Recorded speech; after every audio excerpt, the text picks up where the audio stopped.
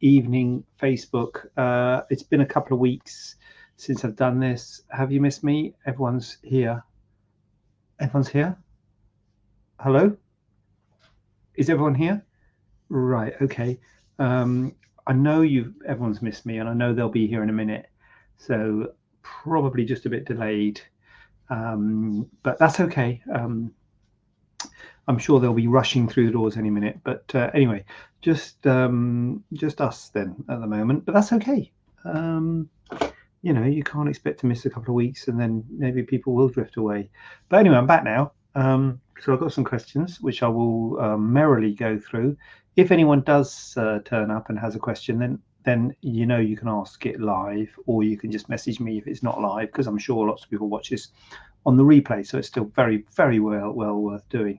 I'm going to start with this question, if it's okay with you. Can I have a breast reduction but then have implants at the same time? I've spoken about this before, and the answer to that is, can I? Yes, you can. It is kind of a thing. The reason being that people have a breast reduction because their breasts are too big. So if your breasts are too big, then you would make them smaller. So you might say, why on earth would anyone have implants at the same time? Because implants make your breast bigger. Well, the reason is that breast reduction, I personally always make it very clear to patients the sort of shape of breast that can be achieved with a breast reduction, because see what that button does. Oh, it's snowing.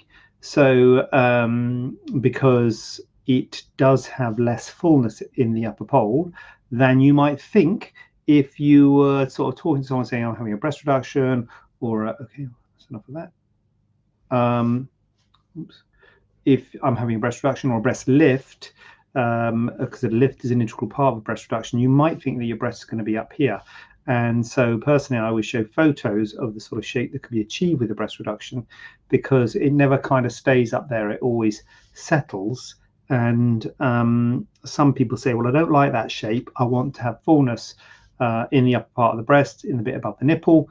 And if you want fullness in the upper part of the breast, that you can't do that with your own tissue. When you do a breast reduction, you put all the fullness above the nipple. You put all the fullness in the upper pole of the breast.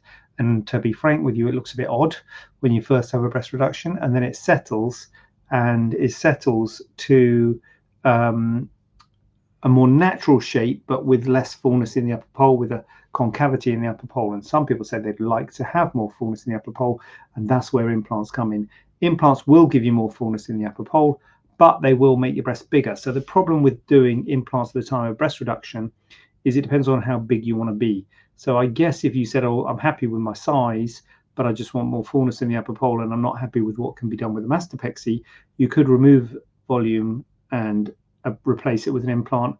Or if you wanted to be smaller, you could just kind of over reduce the breast and then add an implant in.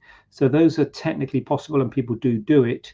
I don't think it's a good thing to do, to be honest with you. I don't like the concept of removing healthy breast and replacing it with implant, although I understand why people do it, because patients want the kind of look that can be achieved with implants, but don't necessarily want to be bigger.